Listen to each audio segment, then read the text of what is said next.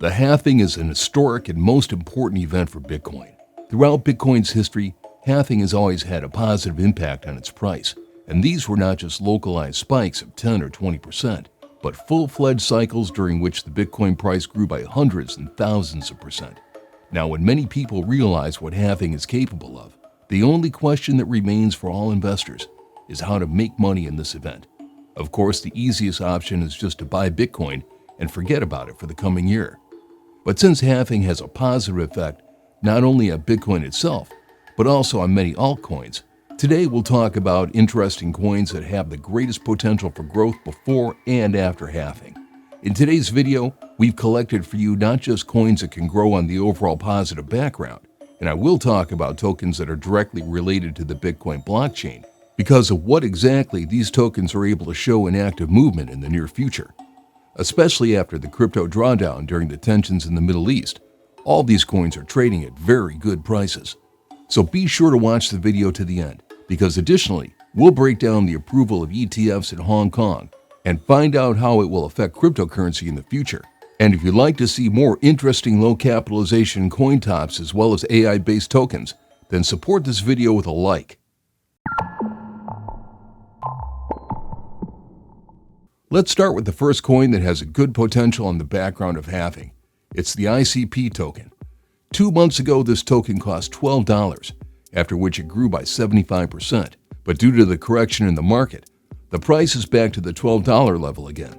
This could be a good buying opportunity for those who didn't have time to do it at the beginning of the year. But first, let me tell you how ICP is related to Bitcoin. Internet Computer is a large enough and big enough project which has support from big foundations, and the main goal of this project is to create a new type of decentralized internet, as well as a global computing system in which independent data centers around the world can integrate with each other to provide users with cloud storage services, like companies like Amazon Web Service or Google Cloud, for example. You'll agree it sounds very interesting.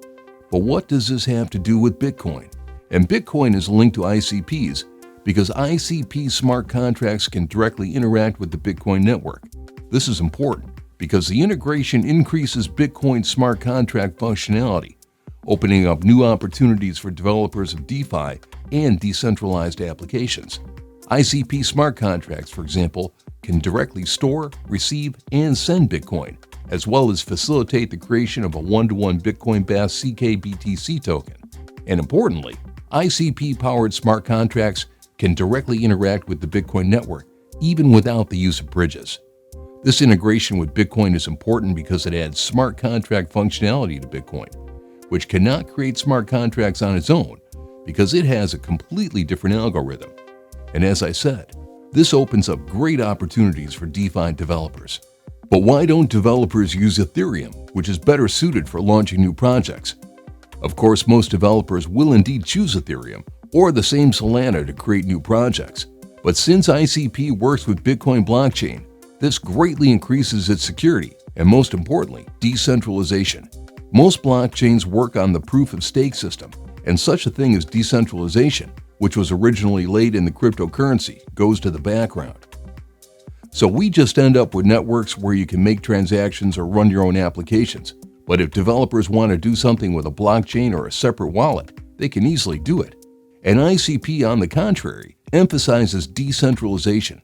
Thus, the halving of Bitcoin on the 20th is likely to have a positive impact on the price of ICP.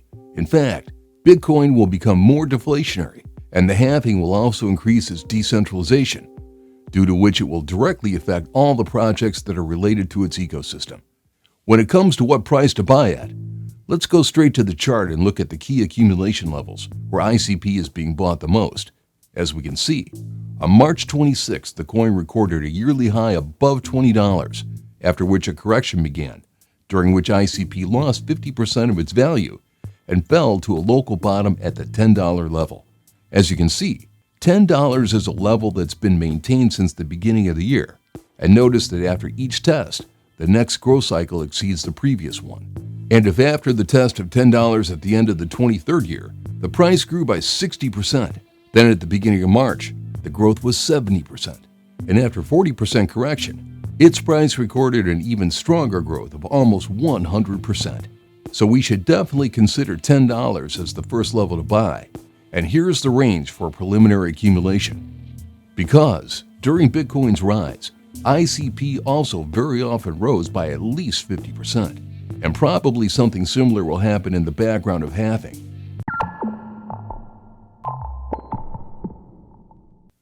The next coin is a frequent guest of our tops, especially if they're a related Bitcoin. And of course, you've probably already guessed that it's STX. The way STX works is a bit similar to ICP, but STX is different in that its blockchain runs in parallel with Bitcoin. STX operates as an L1 blockchain that has a unique consensus mechanism that allows it to complete all of its transactions through the Bitcoin network. But before halving, Stacks has to do a Nakamoto update to make the blockchain faster and more secure.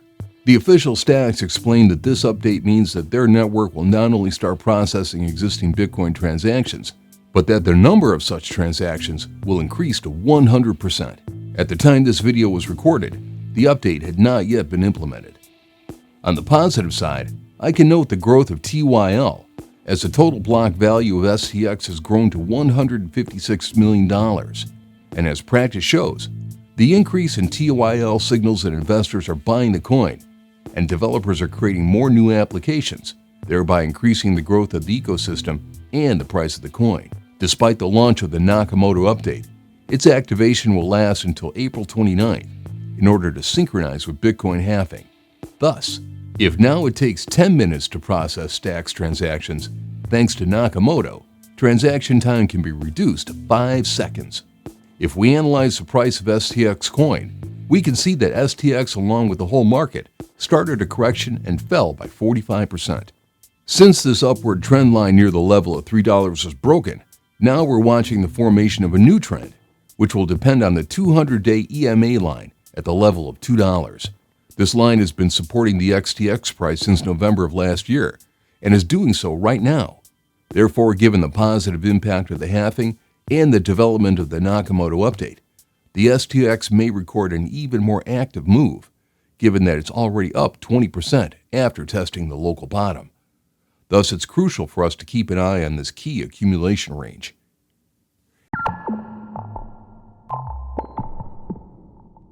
And I bring your attention to a third coin called Core.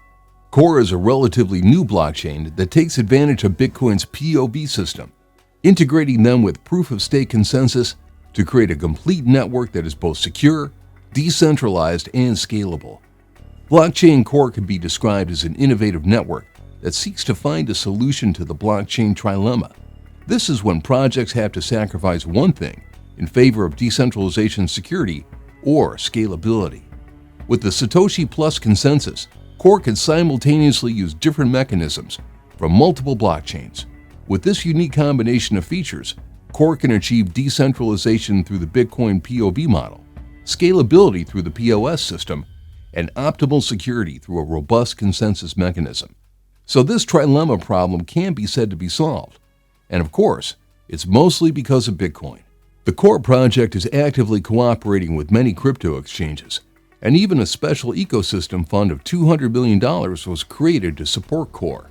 This coin became the unqualified growth leader earlier this week, and despite the active growth of 70% just in a day, the potential for continued growth is there. The correction in early April led to a 73% drop in price, and again Core showed the strongest movement on the days when the Bitcoin price was actively growing and broke through new maximum levels. Yes, I perfectly understand that the coin has already grown quite well, and there are very high risks of correction. But this is the main point of altcoins. They should be bought exactly on correction, so that after the beginning of recovery to fix a 20 or 30% profit, Core coin can easily show all 100%. So we can observe the price movement in this range, and if we notice that a new bullish trend begins to form, especially after fixing the level of $2 as support, the probability of continued growth only increases. And we should not forget the most important thing. This coin is linked to Bitcoin and can show active movement after halving. So let's keep an eye on it. And I want to remind you that you should not invest more than 10% of your portfolio in these altcoins. After all, if Bitcoin falls by only 5%, altcoins fall harder. So their ratio in your portfolio should be smaller. And in addition to halving, a very positive news for Bitcoin and altcoins related to it is the approval of spot ETF in Hong Kong. Hong Kong regulators have approved 3 spot Bitcoin ETFs. After the initial approval by the Hong Kong Stock Exchange, it'll take about 2 weeks to finalize the listing process and also to sort out all the issues that are related to this approval. And it turns out that right after the halving, Bitcoin will get a new positive catalyst because thanks to the ETF, the US sent $12.5 billion into Bitcoin in just 3 months. And a very similar capital inflow could come from an ETF in Hong Kong. Except that besides Bitcoin, Hong Kong has also approved a spot Ethereum ETF, which is not yet available in the US, which is why whales are now actively accumulating Ethereum as they see the recent market crash as a great buying opportunity. The approval of the Ethereum ETF in Hong Kong coincides perfectly with the whales' increased activity. After Ethereum plunged over the weekend, whales have been actively buying it up. And according to Spot on Chain, several whales who previously capitalized on Ethereum's rise spent a total of $31 million to buy 9,700 coins, and the average purchase price per coin was about $3,257. And according to Look on Chain, Matrixport, which is also an Ethereum whale, withdrew 16,300 Ether, worth $50 million from Binance. Thus, Ether started the new week with a solid start and showed signs of recovery after the overall market decline over the weekend. So I think the coin will show even stronger movement amid the ETF discussions. As for Bitcoin, it's entered the consolidation phase, and now everyone is expecting a halving. And today we have such an interesting top of 3 coins that you should definitely pay attention before and after the halving. And by the way, write in the comments what you think about these coins. Do you have them in your portfolio and whether you're going to buy them? And in order not to miss the next video, be sure to press the bell and we'll see you in the next one. Thank you for watching.